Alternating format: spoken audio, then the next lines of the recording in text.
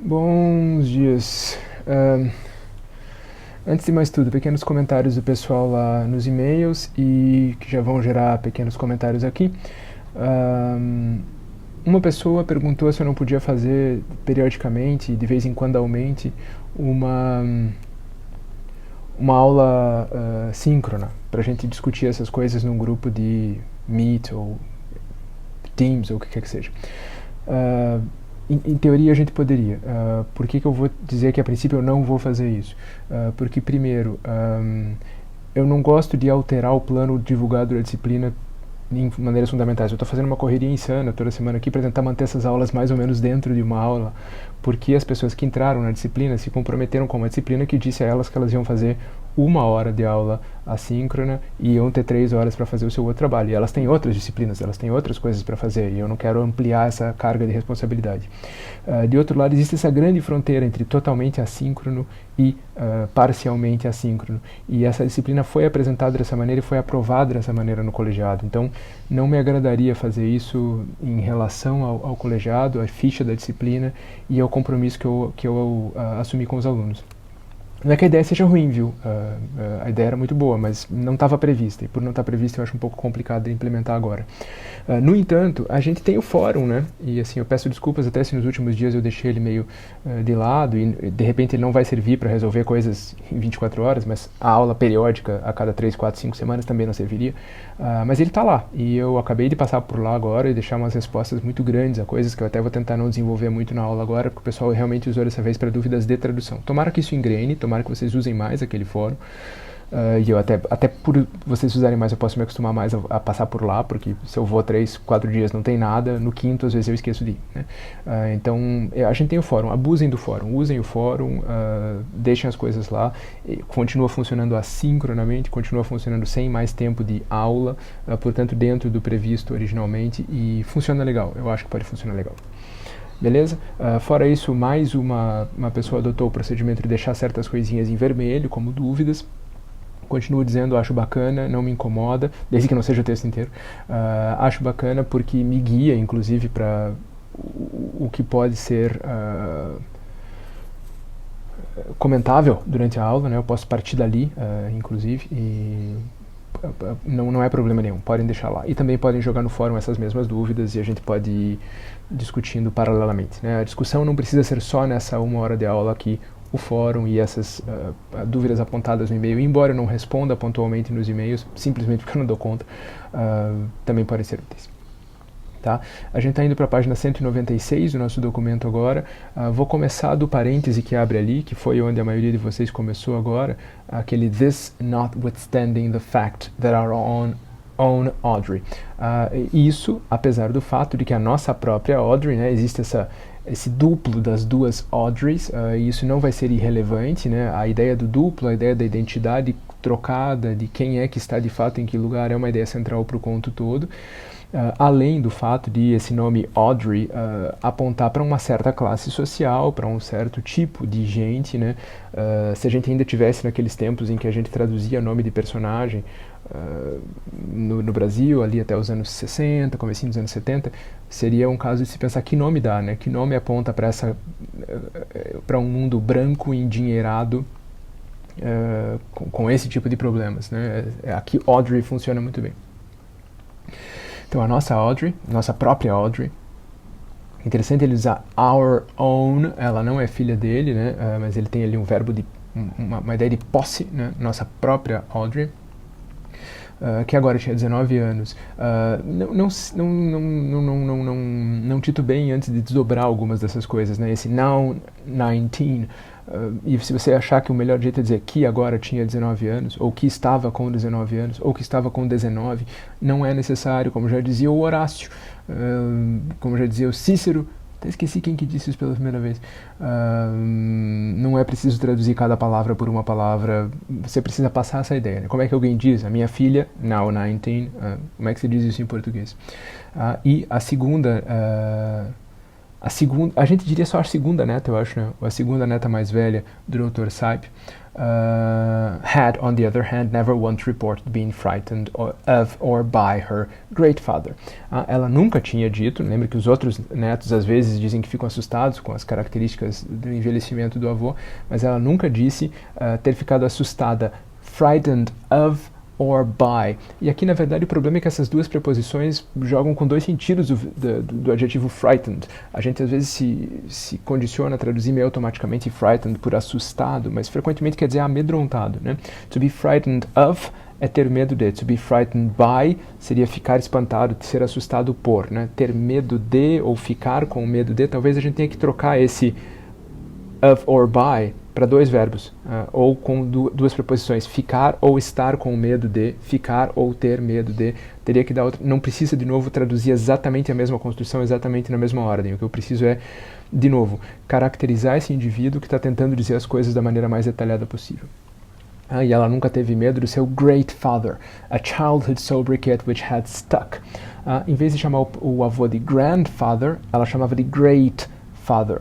Um erro que uma criança pode cometer quando está aprendendo o vocabulário da sua língua, que ela cometeu e que pegou um apelidinho, né, um sobriquet, uma palavra francesa que ele usa em inglês, e eles usam razoavelmente, ou é mais usada pelo menos em inglês do que em português, um apelido que pegou. Talvez usar uma palavra mais saborosa para apelido, algumas pessoas deixaram o sobriquet, não sei se eu faria, mas é uma opção. E tem que dar alguma maneira de traduzir aquele great father, algum apelido carinhoso que uma criança possa dar um vô porque ouviu errado. Teve gente que disse ovô, teve alguém que disse avovô, opções possíveis. Vou tentar não ficar comentando muitas opções de vocês aqui, porque não é esse o espírito, ficar jogando aqui na tela. Que, por sua vez, né, who had in turn, se dirigia a Audrey. Muito complicado traduzir esse had addressed. As pessoas às vezes têm uma tendência de traduzir os verbos um a um. Tinha se dirigido, tinha abordado. Não é o caso, né? Traduza pela construção verbal que funcione em português, né? Aqui, por sua vez, se dirigia a Audrey como My Little Princess, minha princesinha. Melhor minha princesinha que minha pequena princesa. Entre travessões ali, sem, e ele usa isso em francês de novo, mas também é uma coisa que se usa no inglês americano, então não é o caso, talvez, deixar em francês. Nem sempre, de novo, a gente vai conseguir deixar as marcas da esquisitice ou do cabotino que ele é, ou tenta ser, nos mesmos lugares. Talvez aqui, no sem, a gente não consiga, mas guarda lá numa caixinha assim, tô devendo uma marca de esquisitice. Sem qualquer traço detectável ou qualquer vestígio, qualquer marca detectável de ironia, ou de awareness, ou de se dar conta, né, ou de consciência do que estava acontecendo. Vejam como, às vezes, a gente vai precisar glosar muita coisa para traduzir uma coisa simples. Trace of awareness. Qualquer vestígio de consciência, sem dar qualquer mostra de um comportamento irônico ou mesmo consciente, às vezes vai ter que ficar grande. Junto com minha esposa, eles tinham spoiled, mimado, né, a Audrey, with such lavish and excessive indulgence. Indulgência as pessoas têm usado para traduzir. Eu não gosto muito. A ideia de que você aceita tudo, né? Você deixa tudo o que a criança quer. Boa sorte para traduzir. De uma maneira tão lavish and excessive. De novo são sinônimos, né? Abundante e excessiva. A ponto de, algumas vezes, fazer nascer tensões entre Hope e essa última senhora Sipe, né? O Dr. Sipe já casou mais de uma vez. Sendo que as duas, the two of whom were not, essa construção é muito feiosa, the two of whom were not, as duas das quais não eram, por favor, não traduzir desse jeito, né? Sendo que as duas já não eram, as Hope would have it, teve gente que teve problema aqui com esse have it, como a Hope diria, a própria Hope diria, the closest of friends, as melhores amigas do mundo, as amigas mais próximas do mundo, para começo de conversa.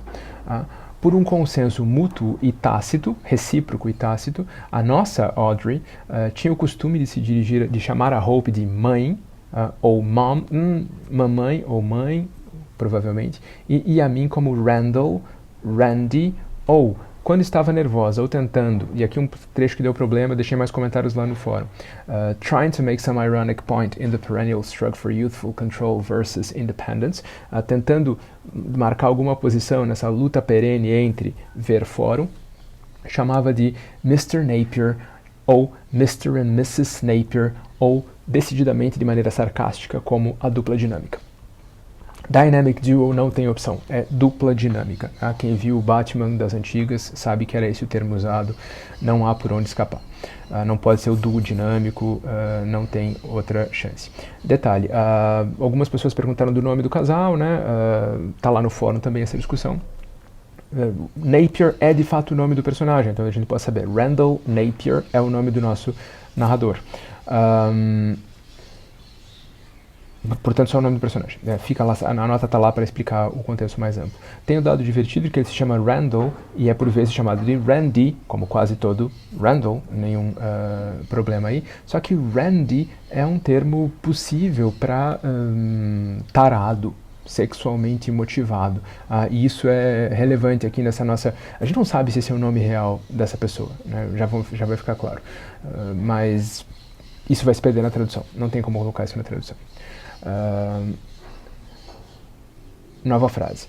Fora as 4 lesões, aqui está tudo fora de ordem, né, em inglês, as 4 lesões que ele tinha na testa, que eram lesões ou pontos pré-cancerosos ou ceratoneses, outra coisa que foi discutida no fórum, eu traduziria por ceratoneses em português, foi só recentemente também que a boca do padrasto de Hope desenvolveu o costume de continuar a se mover um pouquinho depois que ele tinha parado de falar. Isso é uma coisa que o Wallace já usou em mais de um texto, esse costume, e que depois que ele diz, você nunca mais deixa de perceber em gente de mais idade. É esse costume de terminar de falar e continuar mexendo a boca um pouquinho.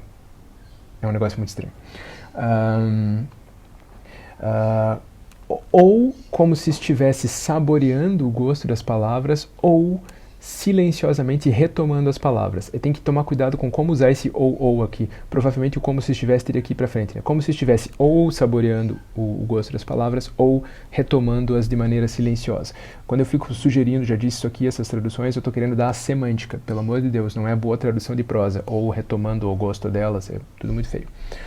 E esses movimentos, por vezes, faziam algo você lembrar, esse one a quem indeterminado, né? Reminded one, uma certa pessoa, alguém, faziam você lembrar, aqui você como indeterminado também, evocavam, não preciso dizer daí quem, por vezes evocavam, algum tipo de animal pequeno, which has been struck or run over, que foi atingido ou atropelado. Struck or run over seria by a car, né? Foi ou tomou uma pancada de um carro ou o carro passou por cima. A gente usa atropelado para as duas coisas, né? Difícil que foi atingido ou atropelado, fica com cara de tradução, mas talvez não dê para escapar muito disso. E continua a se contorcer wetly, umidamente, in the roadway, no asfalto, na estrada, o que era, para dizer o mínimo, desconcertante. Né? Parece aquele animalzinho que está em contorções morrendo e era, na melhor das hipóteses, incômodo. Existe também the issue or matter. E ele continua usando esses sinônimos como quem está dando detalhes, né? A questão ou questão, o problema ou questão, a questão ou assunto. Of father's bowed upper back and consequent jutting head. Do fato de que a parte superior da coluna, lower back é a lombar, upper back é a coluna dorsal, a gente pode dizer até a coluna dorsal encurvada ou corcunda do pai, e da sua cabeça que por consequência se projetava. To jut é outro verbo bem do Wallace. Que faz com que ele pareça estar enfiando a cara para frente, a cara e a boca, diretamente na tua direção, né? De maneira agressiva e quase predatória, o que também é desconcertante. É importante usar o mesmo adjetivo aqui, né? Disconcerting, incômodo, desconcertante, como vocês quiserem, mas tem que ser o mesmo.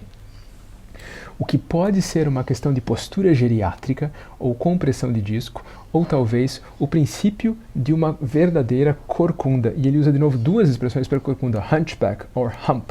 Vocês vão ter que usar corcunda ou corcova, corcunda ou sei lá o que, mas as duas coisas querem dizer uma só. Which he is very vain and sensitive about. Coisa sobre a qual ele é muito... Ele é muito sensível, ele é muito... o deixa muito sensível, ele não gosta que falem. Basicamente, ele é touchy, ele não gosta que mencionem isso. E ele é muito vain, ele é muito vaidoso. O fato de que eu entrei nessa sintaxe e a coisa não se resolveu, talvez aponta para que não seja possível tão facilmente assim. Não é porque eu não consegui, é porque ficou difícil, deu problema. Então talvez a gente mude a construção, né? Coisa que ele enfrenta com muita sensibilidade e vaidade. Coisa que incomoda tanto sua sensibilidade quanto sua vaidade. Alguma dessas outras saídas pode dar um jeito melhor. E que ninguém na família tem permissão, em qualquer circunstância, de mencionar, a não ser sua esposa, que de repente encosta na cabeça dele, ou empurra a cabeça dele de maneira impaciente, né? Aqui estou só dando a semântica de novo, e diz a ele, e lhe diz, pelo amor de Deus, Edmund, straighten up, fique reto, se arrume, se ajeite, se aprume, fique ereto, em um tom que deixa todo mundo na mesa desconfortável. Desconfortável é uma péssima tradução, né? Uncomfortable, incomodado, todo mundo fica perturbado por aquilo. Então, an extremely brief and almost strobe-like associative tableau in which Hope's stepfather and herself. Então, um tableau, uma imagem, ele já usou essa palavra, cuidar para manter a mesma, uma imagem extremamente breve e quase strobe-like, quase estroboscópica, como se fosse um lampejo de alguma coisa, em que o padrasto da Hope e ela, em algum ponto no tempo, passado ou distante, or distantly prior point in time, um ponto distantemente anterior, distantemente passado, sempre um jeito complicado de dizer. Estão sentados juntos em um carro coupé ou sports car, em um coupé ou carro esportivo, não conhecido, unfamiliar, que não faz parte do repertório ali da família, which is speeding along a rural or markedly under-maintained inland state route in the sultry light of August or late July. Que está andando em alta velocidade por uma estradinha rural, ou, os escrúpulos, né, rural ou nitidamente precisando de manutenção, né, não é porque está feia que é rural. Na luz e no calor de agosto ou de fim de julho, e uma cena interior de um pai algo mais jovem e sem as escaras, anescarotic, com seu cabelo cinza metálico, small, cruel mustache. Esse é o problema para alguém, um bigodinho pequeno e cruel, é assim que ele vê de fato o sogro, e luvas finas, calfskin, a gente diria de pelica, não precisa ser de pele de bezerro, pelica tá bom, ou de dirigir, as pessoas usavam luva para dirigir nos anos 60, 70, né?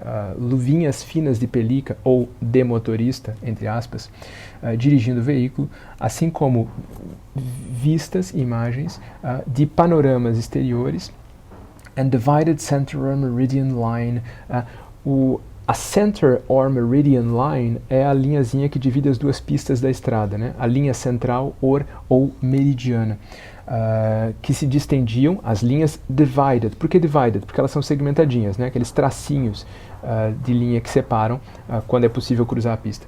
E elas estão passando, distending and rushing past, ficando longas e passando à medida que a perspectiva vai fazendo com que elas passem pelo campo visual das pessoas. Essa imagem é do David Lynch. O próprio Wallace comentou isso. O Lynch usou e abusou dessa imagem do ponto de vista do motorista, com essas barras pintadas na estrada passando pelo ponto de vista da câmera. Ele aqui usa também no conto dele. Em uma velocidade unnatural, inimaginável, sobrenatural, como se o veículo estivesse andando far too fast for extant road conditions, rápido demais para o estado atual daquela estrada. De uma Hope mais jovem e perceptivelmente more lissom and voluptuous. De novo, duas palavras que querem dizer mais ou menos a mesma coisa. Voluptuosa, gostosinha. Applying facial products in the small inset mirror of the sunshade or visor. Ela está aplicando face products, ele não diz maquiagem, produtos faciais, no pequeno espelhinho embutido, inset, né, cravado, instalado, no sunshade or visor, de novo sinônimos, né, no parasol ou protetor de sol, qualquer coisa disso que seja, enquanto o pai, com a postura ereta e distinta, and gazing stolidly ahead. Stolidly aqui quer dizer tipo desligado, sem nada na cabeça. A palavra é um pouco pejorativa, stolid é tolo, na verdade. E ele estava olhando para frente, sem nada na cabeça, vendo a estrada. Assures her that it isn't so much dislike or disapproval of the fellow per se. Diz a ela que não se trata tanto de não gostar ou de não aprovar o camarada per se, por si próprio. Enquanto powerful vehicle, powerful é uma palavra enjoada de traduzir. Aqui potente está ótimo porque é um carro. As pessoas têm traduzido muito isso como potente, um filme potente, uma obra de arte potente. Eu acho isso muito esquisito. Mas o carro potente rola.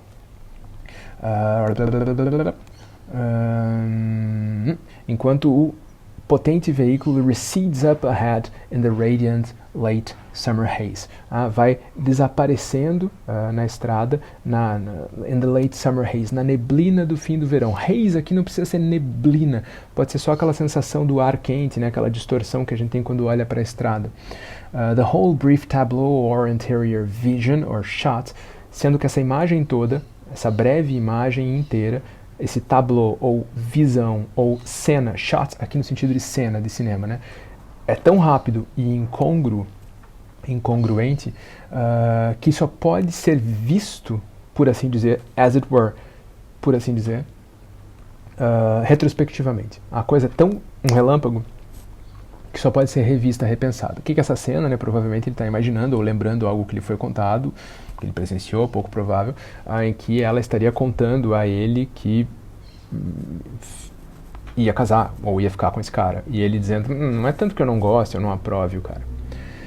Segundo o meu próprio relógio, relógio de bolso, estranho, não mais do que 5 ou 6 minutos tinham passado desde que nós entramos no bar, o 19th Hole. 5 ou 6 minutos. Para nós aqui, 7 ou 8 páginas de densíssima imersão. A chuva against the window's convex and mullioned and glass window, contra a janela da janela, o vidro da janela, que é convexo e mullioned, caneladinho, né? E de vidro, agora vinha no que pareciam ser pulsos ou ondas vasculares ou peristálticos, como o batimento de um coração. Vascular ou peristáltico não são exatamente sinônimos, mas são de novo palavras muito próximas, né? A peristálse é o movimento de expansão do coração. Não, o peristáltico é o movimento digestivo, né? Automático de digestivo. Vasculares ou digestivos. Deixa peristálticos, não tem problema nenhum. Mesmo que você, igual o teu professor ignorante, não lembre na hora o que quer dizer, traduz pelo mesmo radical, tá ótimo. Estou tentando não ficar fazendo muitos comentários admirados e animados aqui com a qualidade do conto para fazer os comentários de tradução andarem, mas é muito louco o quanto ele consegue criar de tensão, de incômodo, de estranhamento, né? Não é à toa que acho que já foi a segunda referência que eu fiz ao David Lynch, né? Parece uma situação muito normal, duas pessoas sentando num bar, num campo de golfe, mas tem algo muito errado ali, tem algo muito estranho. And during the brief rhythmic lulls or troughs of these, e durante as breves e rítmicas paradas, um lull é um aquietamento. Trough, minha pronúncia hoje está pior do que de costume, o vale de uma onda, né? Você tem o pico e o vale. Então, durante os vales ou as quedas, as paradas entre esses pulsos de chuva, one could make out the 18th fairway's doglegs copse of trees. Dava para ver um copse é um capão, um conjunto de árvores. Dogleg é o formato curvo do buraco 18, que ia sendo bent and wrung, dobrado e torcido pelos violentos ventos da tempestade. Assim como tiny and foreshortened golfing foursomes. Um foursome é um grupo de 4 pessoas, e esses grupinhos são minúsculos, porque estão longe, and foreshortened. Isso se traduz em bom português por escorçado, mas a gente nunca, com cedilha, escorçado com cedilha, mas a gente nunca usa isso. E foreshortened é bem comum em inglês. É aquele efeito causado pela perspectiva, né, de que as coisas vão ficando, por exemplo, minha mão agora, né, o meu braço está foreshortened. Ele vai mudando à medida que se afasta do... Deixa eu tentar fazer isso aqui. À medida que se afasta da câmera. Eles são pequenos e foreshortened porque eles estão à distância. Enjoadão de traduzir, não dá para pôr escorçado, como em perspectiva, alguma coisa do gênero. Running hard for their carts, correndo em alta velocidade para chegar aos seus carrinhos, né? Eles estão tentando sair do campo porque está chovendo muito. Or the pro shop's shelter, o abrigo, o tetinho, provavelmente, da loja. Talvez dê para deixar pro shop, da loja de artigos profissionais, da loja profissional. Their shoe spikes producing the exaggeratedly high stride of men almost running in place. Quadro descrito, eles estão usando sapatos com travas de metal, né, com grampos, espetinhos de metal para não escorregar. Os golfistas frequentemente chamam esses sapatos de spikes. I'm wearing my spikes. Para não escorregar na grama. E agora, quando você tem que correr com isso, você tem que erguer muito o pé. Não dá para passar com o pé raso pela grama porque os grampinhos iam travar e você ia cair. Então eles estão correndo de um jeito estranho, com passos muito altos, high stride, quase faz parecer que eles estão correndo no mesmo lugar, né? O indivíduo aqui está com todos os sinais de privação de sono e ligeiras alucinações, né? Imagens repentinas que vêm à cabeça, uma percepção meio física da realidade, essa percepção alterada de que as pessoas estão correndo e ao mesmo tempo estão no mesmo lugar, né? Those wearing hats held them down with one hand. Quem estava de chapéu, aliás, uma sugestão boa de tradução, né? Dá para traduzir por aqueles que estavam de chapéu, mas dá para traduzir por quem estava de chapéu. Segurava o chapéu com uma mão. Interessante essa frase, uma frase curtinha com uma imagem bem simples e bem direta e bem fácil de traduzir, inclusive no meio desse caos de informação e de períodos muito longos, né? Esse ritmo de frase longa complexa com frase curta descritiva é uma coisa muito wallaciana e tem um efeito muito interessante, né? Te faz prestar atenção num pequeno detalhe que aqui quase poético, bonitinho, né? As pessoas com o chapeuzinho na mão, e ele ganha esse destaque porque ele está nessa frase pequenininha, no meio de um texto de longos períodos. O longo bar, aqui bar no sentido de balcão, né? Acho que dá para traduzir por balcão, inclusive. De Mogno, do 19th Hole, o longo bar e as mesas began gradually to fill. Foram enchendo, foram ficando ocupados, na medida em que, de novo, má tradução, só estou dando sentido, cada vez mais homens, não gosto de mais e mais, eu gosto de cada vez mais, chased in off various parts of the course by the storm, que a tempestade empurrou, que a tempestade expulsou de várias partes do campo, entravam para se esquentar, to get warm, and wait out the rain. Wait out the rain, esperar a chuva passar. Antes de voltar para casa, e aqui tem um negócio muito doido. Before going home to whatever was left of their families. Não é? Before going home to their families. Antes de voltar para casa para rever sua família. De novo, a gente não precisa desse plural, né? Aquela mesma história do 10.000 pessoas levantaram a mão. É assim que se fala em normal português. Antes de voltar para casa, to whatever was left of their families. Voltar para casa e encontrar o que quer que restasse. Esse o que quer que é ruim e tem cara de tradução, mas às vezes é inescapável. Espero melhores sugestões aqui. Tem, de novo, esse índice de estranhamento. Por que eles estão todos ali, estariam todos em posição de estar com as famílias destroçadas, com a vida familiar destroçada? Se trata aqui de uma inferência que o nosso amigo narrador está fazendo, baseado na experiência dele próprio, né? Importante traduzir isso direitinho. A mão do pai tremia enquanto ele manipulava o clip, which supposedly required great precision. Esse clip é provavelmente aqui o clip de cortar um charuto, né? A faquinha, acho que chama clip mesmo em português, de cortar charuto. Which supposedly required great precision, que supostamente era uma atividade que exigia grande precisão. Estou falando da posição de quem não usa essas coisas. Dizem que much of the more recent entrants' conversation appeared to concern lightning and inquiring whether anyone had seen or heard lightning. Boa parte da conversa dos que entravam agora, the more recent entrants, não tem como fazer isso ficar mais latinizado em inglês, né? Dos entrantes, ingressantes, talvez a gente possa usar, tem que deixar isso cabotino, tem que deixar isso pernóstico. Esse pessoal não está dizendo as pessoas que entraram, está dizendo the more recent entrants, conversation, não é talk, é conversation, não é those who got in, é the entrants. A pessoa está usando palavras muito, muito metidas. A boa parte da conversa dessas pessoas aparentemente se referia a relâmpagos e a pergunta sobre se alguém tinha visto ou tinha ouvido relâmpagos, o que é muito estranho, ouvir relâmpagos no campo. É um receio de todo e qualquer golfista. Um campo de golfe é basicamente uma série de para-raios, um do lado do outro, e você está entre eles. As well as whom among the Raritan Club's regular members might still be out there. Além de, um outro assunto que eles abordam, quem entre os membros regulares, os membros tradicionais, normais do clube Raritan, que é o nome do clube de golfe onde eles estão, ainda poderia estar lá fora. Dá para imaginar o que as pessoas estão perguntando. Cada um chega e fala, meu, você viu relâmpago? Meu, você sabe se tem relâmpago? Nossa, quem será que ainda está lá fora? Você sabe se o fulano está aqui? A gente tem que escrever isso. Many of the men's faces appeared unusually smooth and pinkened, their color high from the adrenaline and sudden flight.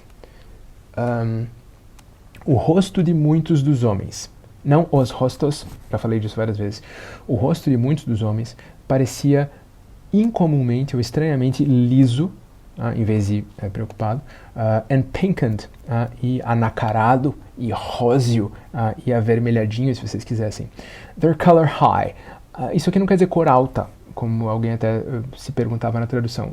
Their color high quer dizer que eles estão enrubescidos, quer dizer que eles estão corados, quer dizer que eles estão vermelhos. Por quê? Por causa da adrenalina of sudden flight. E aqui flight não é voo, é fuga, da fuga repentina.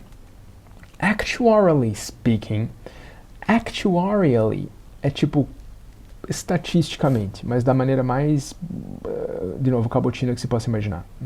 Atuariamente até existe em português. Falando em termos estatísticos, relâmpagos matam uma média, ou em média, mais de 300 denizens, habitantes de Western Industrialized Nations per annum. Matam mais de 300 desses habitantes das nações ocidentais industrializadas por ano, em latim. Mais do que o número médio de mortes acidentais devidas ou a recreational boating, iatismo recreativo, ou uso amadorístico de barcos, or insect stings combined, ou ferroadas de insetos somados, o dado que se apresente. E parcela substancial dessas eletrocuções ocorre nos campos de golfe da nação. Interessante que aqui da nação está no singular, né? Não são as Western Industrialized Nations, mas da nação, da nossa nação. Desde que a nossa Audrey tinha se formado como salutatorian, e aqui essa palavra deu um pouco de problema para alguns, né? Salutatorian é pura e simplesmente a segunda da turma, o segundo lugar da turma. O primeiro lugar é o valedictorian, é a pessoa que diz... em teoria, valedictorian quer dizer aquele que diz adeus, e salutatorian seria aquele que diz oi. A rotina os discursos de formatura dos Estados Unidos, que lembrem, acontecem no começo do ano letivo, é que uma pessoa diz adeus à turma que se foi, e a outra pessoa diz olá à turma que vem, ou ao ano que vem. Uma é o valeditório, outra é o salutatório. O salutatório é o segundo lugar da turma. Deixou o ninho de casa, ou da nossa casa, é complicado aqui porque home é ruim de traduzir, é o ninho do lar. Até dá para usar, na voz desse cara dá para usar a palavra lar.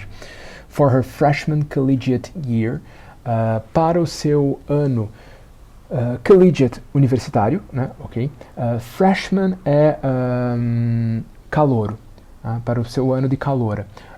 Eles têm um termo para cada ano, né? Freshman primeiro ano, sophomore segundo ano, junior terceiro ano, senior quarto ano. Então, para o seu primeiro ano, para o seu ano de caloura, at Out of State Bryn Mawr. Bryn Mawr é uma faculdade famosa, uma universidade famosa, e Out of State é porque é a grande questão dos filhos americanos, né? Todo mundo já acompanhou isso em séries, filmes, o que quer que seja, né? Passou na universidade, a escolha de pegar uma perto de casa ou longe de casa. Although she calls home faithfully once or twice a week. Ainda que ela ligue para casa, para nós, dá para dizer, fielmente, confiavelmente, uma ou duas vezes por semana. Não é tão fielmente assim, então, né? No outono passado, minha esposa, my wife and myself's marriage, a single major conflict, e agora que a gente vai chegando no assunto do conto, o maior conflito do casamento, isso é muito estranho, do meu casamento com a minha esposa. My wife and myself's marriage's single major conflict. O maior conflito do casamento, qual casamento? O casamento de mim e da minha esposa. Has now been over the fact that she now suddenly claims that I snore. Reparem na repetição do now. Agora tem sido sobre o fato de que agora ela de repente diz que eu ronco, entre aspas. E que esse suposto ronco estava evitando ou privando-a de um sono de que ela precisava muito. Né? Boa sorte dando uma forma legal para isso em português. I will, for instance, be lying quietly supine upon my back. Eu, por exemplo, estaria lá. Esse I will be é suposição, né? Eu posso estar, não é necessariamente um futuro, né? Eu posso estar, ou em certas situações eu estou, alguma coisa desse gênero. Estou lá deitadinho, supine, de costas, e diz supine upon my back, que quer dizer a mesma coisa, de novo. With my forearms, com os braços e as mãos arranged across my chest, ele está ali deitado como um cadáver. Which is the customary way I prepare to gradually relax and fall asleep, que é a maneira tradicional em que eu me preparo para gradualmente relaxar e cair no sono. E o nosso quarto, upstairs, no andar de cima, o nosso quarto no segundo andar, padrão da casinha burguesa americana, will be pleasantly dark and quiet. O nosso quarto, nessa situação, estaria agradavelmente escuro e tranquilo, né? Ou seja, está tudo ótimo, está tudo tranquilo. With refracted lights from the light traffic on the quiet or tree-muffled residential intersection below, com as luzes, com a luz refratada. Não é refratada, na verdade. Refletida, se ele quiser, sim, mas ele está usando refratado errado. A gente vai traduzir errado, vai traduzir por refratado. Do tráfego, do trânsito leve, e é divertido que ele usa light duas vezes com sentidos diferentes. É o manual do texto mal escrito, né? Ele está repetindo ainda totalmente sem necessidade. Lights from the light traffic. On the quiet or tree-muffled residential intersection below. Intersection, um cruzamento residencial, que é ele próprio, quiet, veja que ele repete a palavra quiet, né, uma linha de diferença, or tree-muffled, ou abafado pelas árvores. Né? É um bairrozinho, um subúrbiozinho de gente rica, com ruas cobertas de árvores, forradas de árvores, para justamente não que a luz e o barulho não incomodem as casas. Essas sombras ou essas luzes correm lentas pelas paredes do quarto e se alongam, distendendo-se ou colapsando, contraindo-se. Interestingly, de maneira interessante, nos ângulos norte e leste. Ele está lá olhando essas formas, né, vendo esse caleidoscópio improvisado. Eu gradualmente relaxando, que é a mesma construção que ele usa lá em cima, né, quando ele diz que é assim que ele gradually relax, aqui ele está gradually relaxing, tem que repetir de novo, mas em vez de fall asleep, agora é descending, ele não cai no sono, ele descende no sono. In peaceful increments, incrementalmente, aos poucos, palavra super metida, de maneira pacífica e incremental, para a good night's sleep, uma boa noite de sono. Até que a Hope, de repente, grita enfurecida no escuro, claiming that my snoring, dizendo que o meu ronco... Ô diabo. Travou a imagem aqui. Tomara que ainda esteja gravando. Vou tentar continuar falando aqui, ver o que acontece. Dizendo que o meu ronco está deixando impossível o sono dela, né? Ela não consegue dormir, não consegue cair no sono por causa do meu ronco. E insistindo que eu either turn on to my side, ou vire de lado, ou saia e vá dormir no quarto de hóspedes, que é como, por um acordo tácito, a segunda vez que a palavra unspoken aparece aqui, né, a ideia do tácito, não mencionado, nós agora nos referimos ao antigo quarto de infância da Audrey. E, for God's sake, grant her some peace. E, pelo amor de Deus, deixa ela ficar em paz. As coisas estão entre aspas aqui porque são as expressões que ela usa, né? É uma espécie de discurso indireto livre, mas com aspas na fala do indivíduo. Isso agora ocorre quase toda noite. Isso tem ocorrido agora quase toda noite. Mais do que uma vez por noite, ou em algumas noites. E é intensamente frustrante e perturbador. No meu estado de relaxamento, no meu estado relaxado, a veemência repentina do seu grito, of her crying out, floods my nervous system, inunda o meu sistema nervoso de adrenalina, uma imagem que ele já usou também, né, dos golfistas correndo cheios de adrenalina, adrenalinados, de adrenalina, cortisol ou outros hormônios relacionados ao estresse, e a violência with which she thrashes up to a seated position in her bed, a violência com que ela se levanta e se põe sentada na cama, assim como a nota de profunda admoestação, vexation, e até hostilidade na sua voz, na voz dela, como se fosse uma questão, como se isso fosse uma coisa que vinha irritando ela havia anos, né? Silently aggravating. A quantidade de silently, quietly, unspoken que tem no conto é muito grande. É interessante manter esse dado. Se as pessoas não falam sobre os seus problemas, os problemas pipocam dessa maneira. Como se fosse alguma coisa que silenciosamente estivesse corroendo ela por dentro há anos. And she had finally come to the end of her rope, or last straw with it. To come to the end of the rope, or come to the last straw, é chegar à gota d'água, chegado ao limite. Né? Ele usa duas expressões que ela provavelmente usou, daí o entre aspas, e as duas de novo são algo sinônimas. Tudo isso produz em mim um conjunto de reações naturais e fisiológicas ao estresse, que ele continua usando entre aspas, que subsequently, depois disso, make it nearly impossible for me to fall asleep.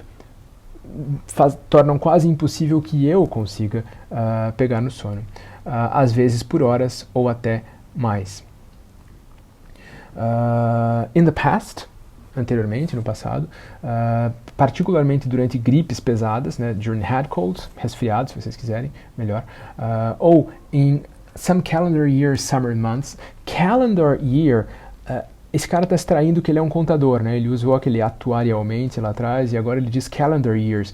A oposição é entre, que nem no imposto de renda, sabe? Você entrega o imposto de renda 2021, mas o ano de calendário é 21, mas o ano do exercício é 20. É a declaração de 20 que está entregando em 21. Ele diz ano de calendário.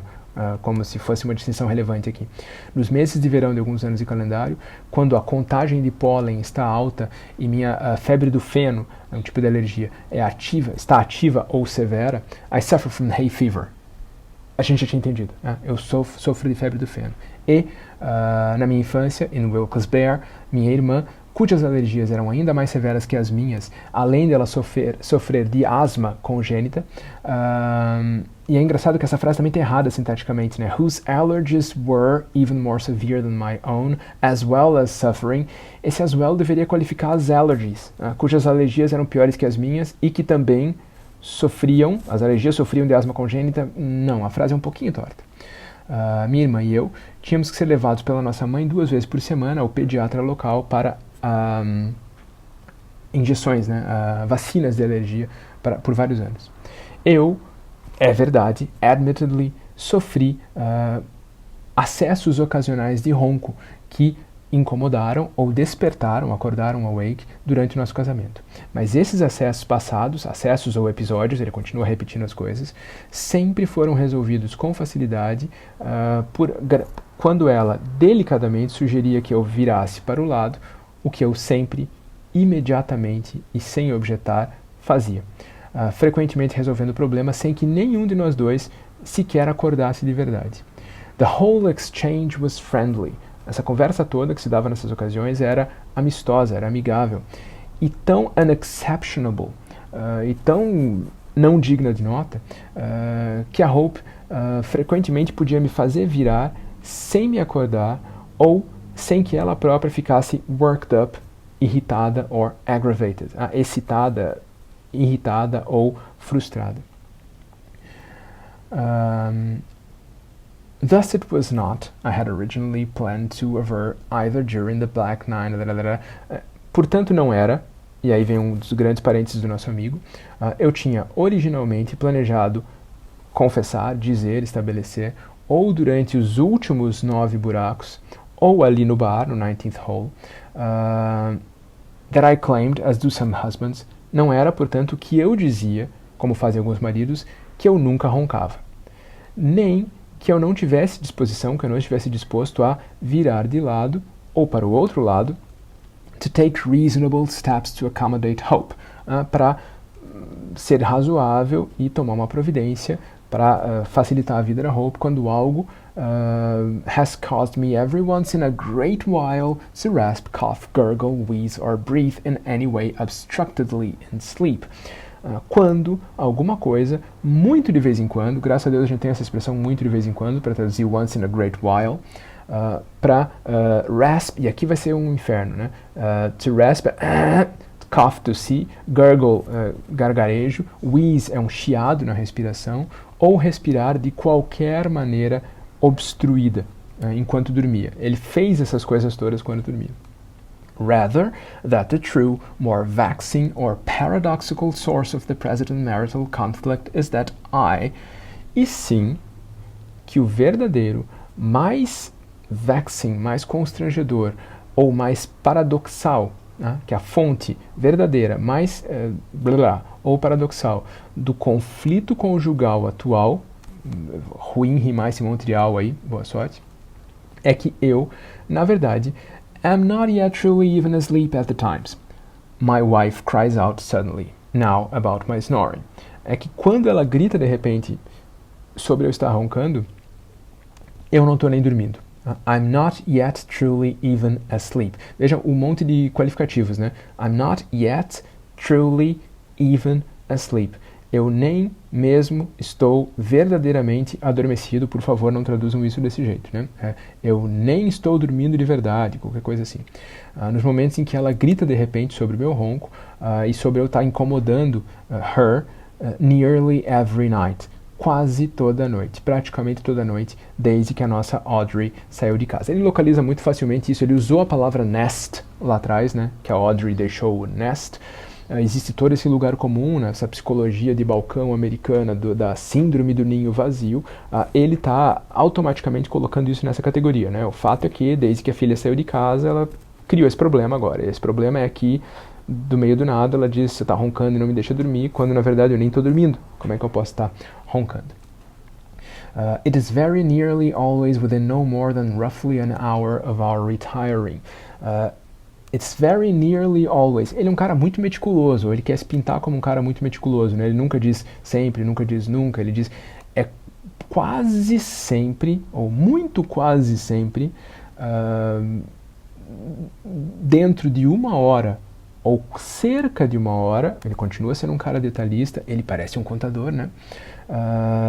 De uma hora que a gente foi dormir, retiring, de novo uma palavra super velhusquita, assim, our retiring to our bed, de nós nos recolhermos, a gente diria. Depois de ler, in our beds, e aqui é um problema, né, porque não é in our bed, in our beds, eles estão dormindo em camas separadas. Por aproximadamente meia hora, one half hour, uma meia hora, which is something of a marital ritual or custom, que é uma espécie de ritual ou hábito conjugal, at which time I am still lying in bed on my back, momento em que, na hora em que eu ainda estou deitado na cama, de costas, com os braços dispostos, arrumados, né? E os meus olhos, não precisa do meus, pelo amor de Deus, a gente não usa tanto possessivo com pronome, com partes do corpo como eles usam, e os olhos ou fechados ou relaxadamente observando os ângulos da parede, né, o cantinho, o ângulo formado pela parede e pelo teto, e as luzes externas que se distendem através das persianas, through the blinds. E aqui tem um divertido, né? Eu falei lá atrás que refratado estava errado, né? Mas se a gente está pensando que a persiana está realmente fechada, existe um pequeno índice de refração envolvido aí. Continuing to be aware of every sound, but slowly relaxing and unwinding. Continuando e continuo, não precisa traduzir esse continuing por um gerúndio, e continuo a estar consciente, cônscio, ativamente, de todo e qualquer som, mas lentamente relaxando and unwinding, mesma coisa, relaxing and unwinding querem dizer a mesma coisa, mas unwinding é um termo mais da moda, um termo super anos 90, 2000, I need to unwind, eu preciso dar uma relaxada. E descending gradually, da outra vez incrementally, né? Descendo gradualmente, towards falling asleep, descendo para o ato de cair no sono. Ele está quase iconizando o quanto é gradual isso tudo, né? Gradualmente descendo no ato de cair no sono. Por favor, não traduzam assim, mas é isso que está dito aqui semanticamente. But not yet, in fact, asleep. Mas não ainda, na verdade, dormindo. De novo, não traduzam desse jeito. when she now cries out. Quando ela agora grita.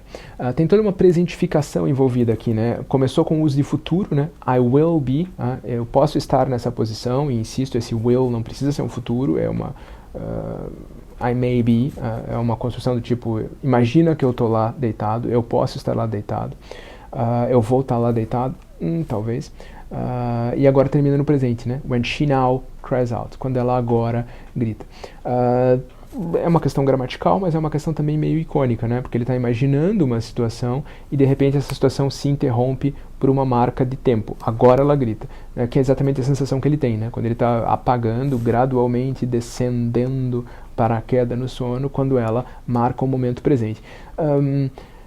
Esse é o grande conflito do conto, né? O conflito entre ela dizer que ele está roncando e não deixa ela dormir, e daí ele dizer, eu estou acordado quando você diz isso, e você é que está dormindo e está sonhando que eu estou roncando. O conflito de realidade ali sobre quem está dormindo e quem não está dormindo, que estabelece o conto todo, que faz com que meio que a ação relevante do conto todo se passe naquela zonazinha liminar entre consciência e inconsciência, que é maior do que a gente costuma pensar, né? Que é maior, fala com um neurologista, ele vai te dizer, existem muitos estados entre sono e vigília, e quando a gente se põe a dormir, a gente passa por vários deles, né? Só que a gente não sabe, a gente só se dá conta quando alguma coisa acontece, né? Quando algum barulho, de repente, te pega, se diz, meu, eu estava pensando umas coisas bem loucas agora, acho que eu já não estava 100% consciente, mas eu diria que ainda não estava dormindo. O conto todo meio que se passa ali, do ponto de vista dele ou dela. Eles não sabem quem está em que posição. O conto todo é meio que uma exploração desse limite. Daí esse dado de irrealidade, daí esse dado de presença incômoda, de coisas estranhas, o pai que se transforma num louva-a-Deus estranho, que estende a cabeça na direção dele e mexe a boca de maneiras esquisitas, os flashbacks estranhos do passado, a percepção alterada da realidade, né? Tanto por causa dessa evocação desse estado liminar, quanto pelo fato de que ele não dorme bem há dias e dias e dias, semanas e semanas e semanas, porque isso está impedindo que os dois durmam. Então, curiosamente, é uma espécie de profecia autorrealizada, né? Ela reclama do sono, ele reclama do sono dela, e eles acabam gerando um problema de sono, porque eles não conseguem dormir por causa dessa tensão. A hora de dormir começa a virar uma tensão, e isso acaba virando um problema para os dois. Óbvio que isso é enredo, isso vai se manter em qualquer tradução do conto, qualquer tradução decente do conto, mas isso também tem implicações formais, né? As implicações formais aqui para nós são, a gente tem que prestar muita atenção nesse tom geral, no fato de que esse conto não é narrado de uma maneira 100% objetiva por uma pessoa 100% objetiva. Esse conto está todo ele meio que refratado, aí sim, por essa lente espessa de uma pessoa que está o tempo todo com sono e o tempo todo pensando se está dormindo ou não. E afinal de contas essa é a grande questão do conto todo. Essas repetições, essas alterações, essa incongruência, essa lentidão, o fato de que aqueles 5 ou 6 minutos levaram quase 10 páginas, tudo isso faz parte desse ritmo e desse estado que o conto está representando e está transmitindo para os leitores. Certo, gente? Hoje era um pouco mais de texto, mas ainda conseguimos nos manter, grosso modo... ainda tem 8 minutos. Maravilha. Então, podemos... Eu estava olhando o relógio ali, em vez de olhar o contador da câmera. Fico esperando que não tenha dado algum problema naquela hora que a coisa travou aqui. Depois eu vou dar uma olhadinha no vídeo, ver se tem problema ou não, com o áudio, pelo menos. Se o áudio continua, tá maravilha. Resumo da ópera. Volto a dizer... Usem o fórum e abusem do fórum para essas questões pontuais, mas eu gostaria muito também se vocês tivessem o que dizer no fórum a respeito dos procedimentos para essas aulas gravadas. Tipo, olha, eu não tenho noção nem exatamente do nível de inglês de cada um de vocês, né? Então, eu posso estar errando. Talvez eu não precise ficar traduzindo o conto todo semanticamente, dizendo o que ele quer dizer. Talvez vocês prefiram que eu fique mais em trechos complicados. Talvez vocês prefiram que eu, pelo contrário, faça mais detalhadamente a tradução ponto a ponto. Se alguma coisa tiver insuficiente ou puder ser melhor, por favor, se manifestem lá, que eu tento corrigir, né? Mas especialmente nessas aulas em que os pacotes de texto são um pouquinho maiores, isso acaba ficando um pouco corrido aqui. Eu posso deixar coisas de lado. Não hesitem no fórum também em me fazer voltar. A gente não precisa usar o fórum só para os pacotes desta semana agora, para tirar dúvidas antes de entregar a tradução. Na verdade, é quase mais produtivo se a gente for usar o fórum para resolver problemas anteriores. Lembrem, esse texto vai ter que ser revisado, vai ter que ser relido, vai ter que ser reintegrado numa tradução completa no final do semestre, e aí vai ser a hora de passar essas coisas a limpo. E aí agora você pode voltar e dizer, pô, você passou muito rapidinho por tal coisa, eu precisava que você comentasse melhor essa expressão aqui, não sei exatamente o que fazer com ela. Ou, o que é super possível, porque eu estou dando essas aulas, nesse caso agora estou dando aula no meu computador B, fora do escritório inclusive, você sugeriu uma tradução errada para tal coisa. Acontece nas melhores famílias. Eu acho, na verdade, não lembro o que foi agora durante a aula que eu traduzi de improviso e até me corrigi, ou uma coisa que eu fiquei com uma sombra de, não sei se isso é exatamente a melhor tradução, ou se está certo mesmo. Eu acho até bom que isso aconteça. Eu não estou aqui numa postura sobrenatural de eu sei todas as respostas. Não, a gente vai ter que olhar dicionário, a gente vai cometer erro. Tem erros que a gente comete recorrentemente. Insisto em dizer, já que tem esses 5 minutinhos finais aqui, a tradução literária, de verdade, no mundo editorial, é uma atividade conjunta. Já disse isso aqui, ela vai sair da minha mão, ela vai para uma preparadora, ela vai para a revisão, ela vai para a edição, esse texto vai ser alterado, esse texto vai ser mexido, e graças a Deus, tradutores, como quaisquer pessoas, não são falíveis. E tradutores, via de regra, trabalham com demandas de tempo, de pressão, de textos muito diferentes que ampliam a possibilidade do erro. Você pode ter cacoetes, você pode ter erros, falhas mesmo na tua formação, você pode... isso acontece em português, não acontece com vocês? Depois de 20 anos de usar uma palavra, você descobre que é só você que usa aquela palavra naquele sentido, e que no dicionário ela não está registrada assim, e as outras pessoas não entendem ela assim. Mas para você ela sempre teve aquele valor. E é difícil se livrar disso. Imagine em língua estrangeira. Aí pode ter ignorância pura e simples, né? O famoso caso em que uma senhora perguntou ao Samuel Johnson por que ele tinha definido tal palavra dessa maneira no seu dicionário, isso lá no século XVIII, e ele disse, ignorance, madam. Tem ignorância. Todo mundo erra. E eu vou errar aqui também, e não fiquem imaginando que isso não acontece. E aí a gente vai para o Google, vai para o dicionário, vai para as fontes. Eu apontei lá no fórum as minhas fontes preferenciais de consulta, porque alguém perguntou logo no começo, e tenta resolver. E se não resolver, você conta que uma revisão posterior vai estar a postos. A gente, quando trabalha em situação acadêmica com tradução literária, a gente tem várias vantagens. Uma vantagem é que a gente pode correr mais riscos, pode propor projetos mais inusitados, pode abusar de aparatos. Quando é trabalho de grau, por exemplo, vou fazer uma monografia, vou fazer uma dissertação de mestrado que inclui uma tradução, posso entupir de notas de rodapé que não seriam aceitas na maior parte das editoras. Mas, portanto, tem grandes vantagens. Por outro lado, a gente tem uma desvantagem muito grande, que fora o nosso orientador, a gente não vai ter essa leitura, não vai ter esse universo de redes de segurança que ajudam bastante a gente na hora de propor um trabalho mais bacaninha, mais sério. Para isso é que eu digo que de repente é útil a gente usar o fórum não só de maneira prospectiva, mas também de maneira retrospectiva, para retomar essas questões e repassar essas coisas e perguntar pontualmente mesmo, essa palavra aqui, esse sintagma aqui, essa expressão aqui, acho que você passou batido por isso, ou não entendi o que você quis dizer com aquilo, ou qualquer coisa do gênero. É muito bacana que vocês, enfim, tentem assistir essas aulas com o texto de vocês na mão e tentem ir entendendo o que vocês fizeram de diferente ou de alternativo. Algumas traduções estão vindo prontas, algumas traduções de vocês estão vindo muito boas. Algumas têm ainda mais dúvidas, como eu disse, não sei nem o nível de inglês de cada um e o nível de experiência de cada um de vocês, mas vale a pena voltar a essas coisas para a gente tentar deixar tudo mais redondinho. Certo, crianças? Até para semana que vem ou até para daqui a 5 minutos no fórum.